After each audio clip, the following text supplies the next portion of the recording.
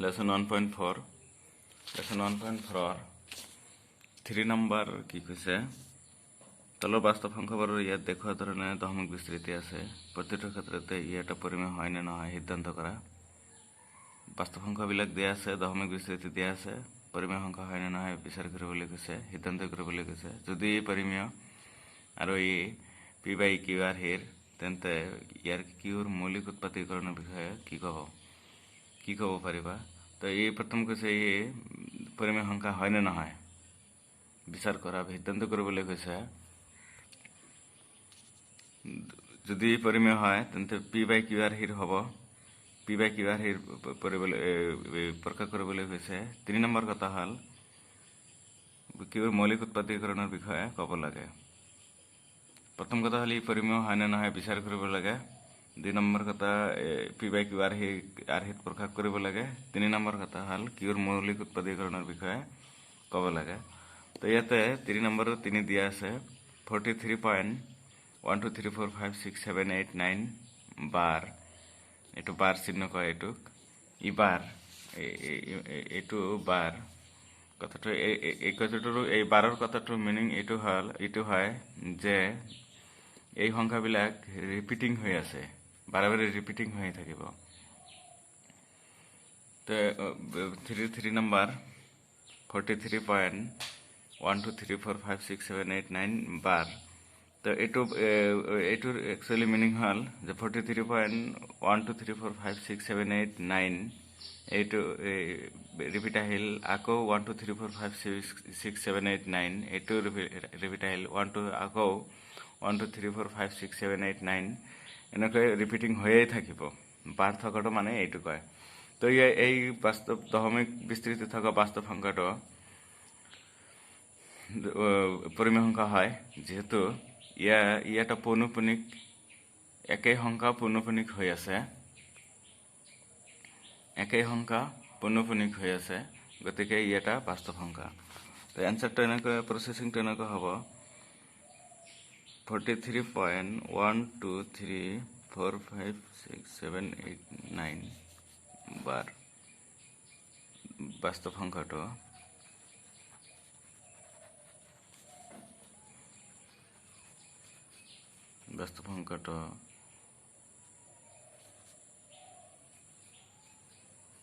দশমিক বিস্তৃতিত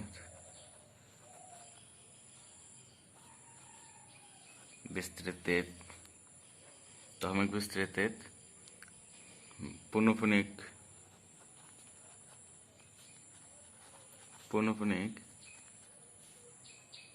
হৈ আছে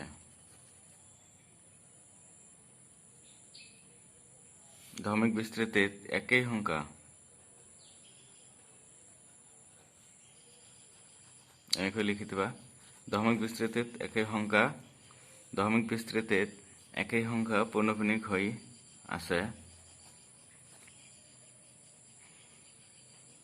আছে গতিকে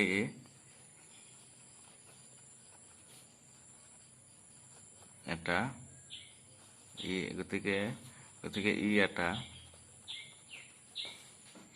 পৰিমেয় সংখ্যা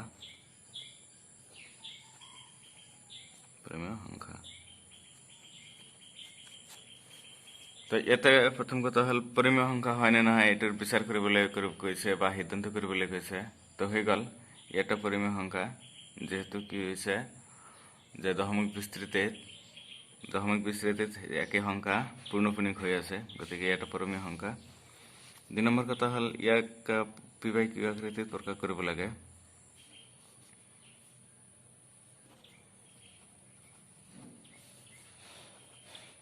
p/q হিৰ প্ৰকাশ কৰিব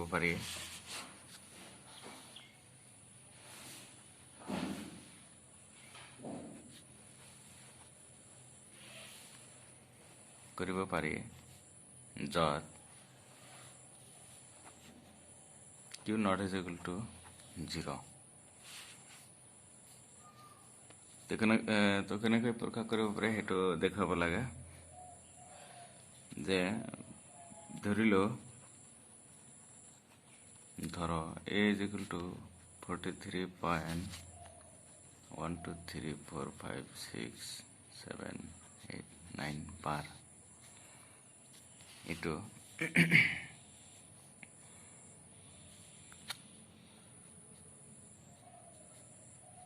itu 43.123456789 এইটো ৰিপিটিং হৈ থাকিব তো ৰিপিটিং এইটো সেট এইখিনি নাম্বাৰ ৰিপিটিং হৈ থাকিব তো বহুত বিলাক নালাগে এটাই লৈ দেখাও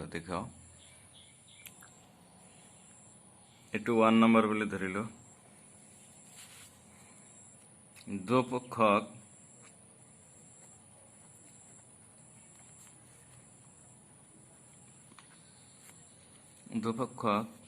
এটা ছয় ইয়াতে কেইটা ঘৰাগত পয়েন্ট আছে এটা দুটা তিনটা চাৰিটা পাঁচটা ছয়টা সাতটা আঠটা নটা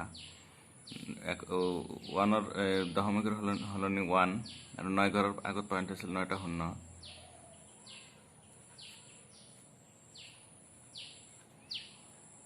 9টা শূন্যৰে মানে 1 10 হাজাৰ অযুত লাখ নিযুত কোটি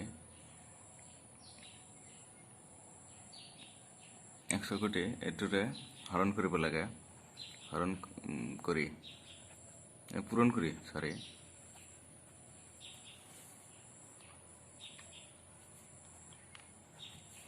পূৰণ কৰিলে দুপক্ষকে পূৰণ কৰে তেনেহলে এইটো হ'ব যে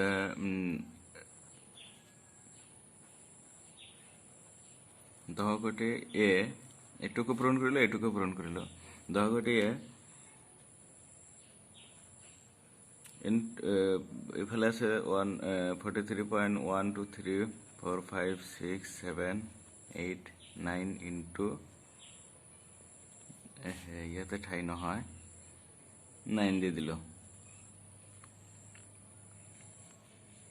9 দি দিল এটা ইয়াতে এটো কিমান হয়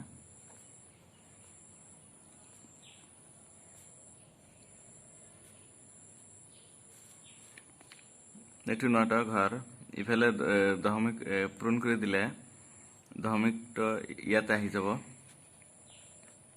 43.123456789 এইটো পাই গলো পালা এইটো 2 নম্বৰ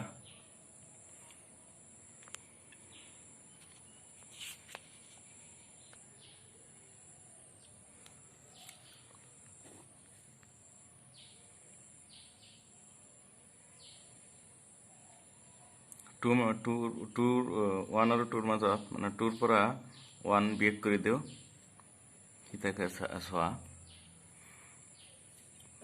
যে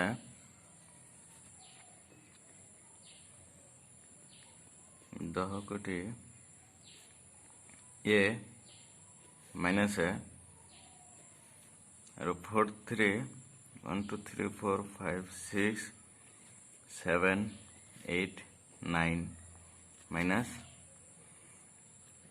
ইফালৰটো আছিল 43.123 এনেকুৱা 9 লৈকে কৰি আছো যে 2 নম্বৰৰ পৰা 1 নম্বৰ বিয়োগ কৰিব লাগে 2 নম্বৰ আছে এইটো 10 কোটি এ ইফালে ক্ষেত্ৰত 10 কোটি এৰ পৰা এটা এ বাদ দিব লাগে আৰু ইফালে এইটো আছে এইটোৰ পৰা এইটো বাদ দিব লাগে সো এইটো এনেকৈ লিখিব পাৰো 2 - 1 10 কোটি এ minus a is equal to 43.1234567 minus 43.123 goes to 9 লিখে যায় তো এটা কথা হল এটো কিমান থাকে এইটোৰ পৰা 10 কোটি এৰ পৰা এটাই বাদ দিলে 10 কোটি এৰ পৰা এটাই বাদ দিলে থাকে 9999999 মুঠতে 9টা 9 থাকিব 3টা 5টা 3টা 8টা 9টা 9টা 9 এ থাকিব is equal to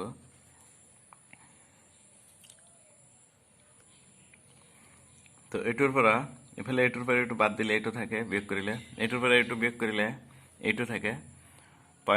পইণ্টখিনি point something আছিলে, এইটো উপক্ষণীয় কৰা হৈছে। এতিয়া এইটো কিমান থাকে?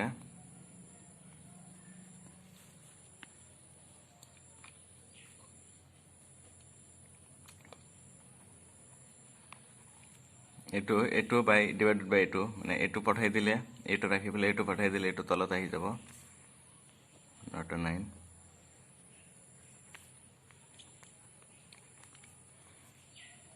এতিয়া কাটাকাটি যাব, 3 দি যাব, 6 আছে যিহেতু ইয়াতে 6 আছে, তো এইটো 3 দি যাব, এইটো 3 দি যাব। 3 দি দিলে এইটো 3 time 3 time 3 time 3 time 3 time 3 time 3 3 3 এটা 3 পাম।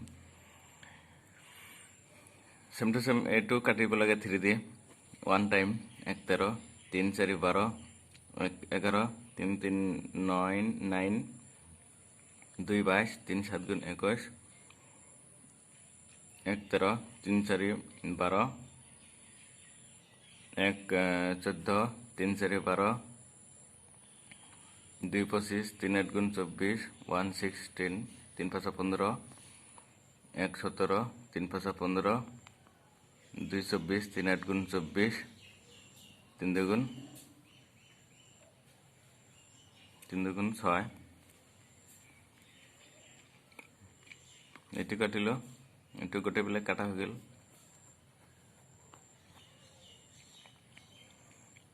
এতিয়া কিমান থাকিল? 1 4 3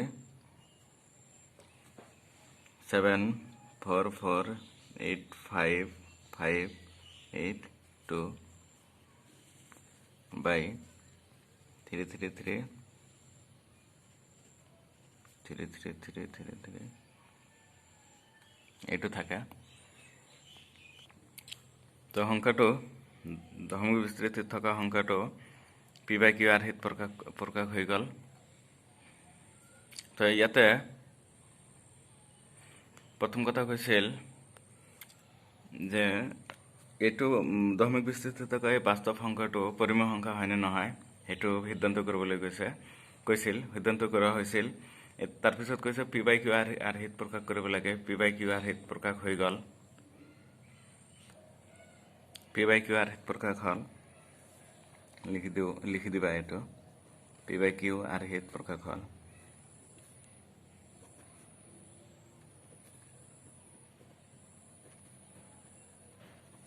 য'ত q not is equal to 0, এইটোৱে প্ৰকাশ হ'ল। এতিয়া 3 নম্বৰ কথাটো কৈছে যে 3 নম্বৰ কথাটো কৈছে যে কিউৰ উৎপাদকীকৰণৰ বিষয়ে কি ক'বা? এইটো কিউ, এই কিউৰ উৎপাদকীকৰণৰ বিষয়ে কি ক'বা সেইটো পৰীক্ষা কৰিব লাগে। সংখ্যাটো p/q আৰ্হিত এইটো আছিল। তো এতিয়া এইটো সাধাৰণতে পূৰণ কৰি কিউটো এতিয়া কৰি ফেক্টৰাইজেশ্যন উৎপাদকীকৰণ কৰোঁ। উৎপাদকীকৰণ কৰিলে এইটো ভাঙিলে 1 1 1 1 1 1 1 1 1 1 1 মানে 3 দি পূৰণ কৰিলে এইটো হয়, এইটো হয়। 3টা 3 আছে, 9টা 3 আছে, 9টা 3 দি পূৰণ কৰিলে 9টা 1 হ'ব, 9টা 1 আৰু ওপৰত 1 4 3 7 4 4 8 5 5 8 2। তো কিউৰ উৎপাদকীকৰণৰ ক্ষেত্ৰত কি মন্তব্য দিব পাৰোঁ যে কিউৰ উৎপাদকীকৰণত মৌলিক উৎপাদকীকৰণত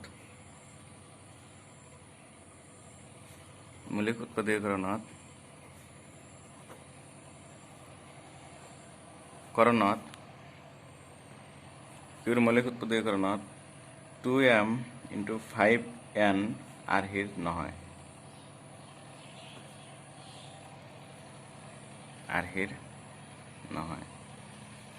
এইটো এটা সিদ্ধান্ত পালোঁ, যিহেতু 2 নাই, 2 আৰু 5 নাই, আৰ্হিত নহয়। তাৰপিছত আৰু এটা কথা সিদ্ধান্ত ল'ব পাৰোঁ যে 2 5ৰ বাহিৰ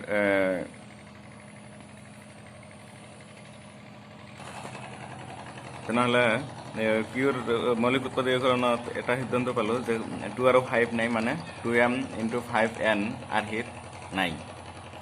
বেলেগ উৎপাদক আছে, লিখি দিবা।